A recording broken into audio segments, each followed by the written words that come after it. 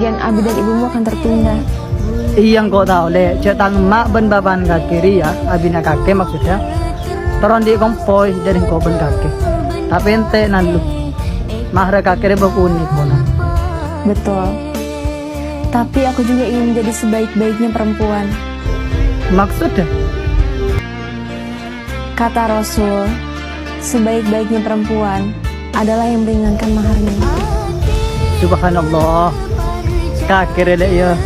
Selaratin, pelak, paham agama. Kau pas cubin ke kakek.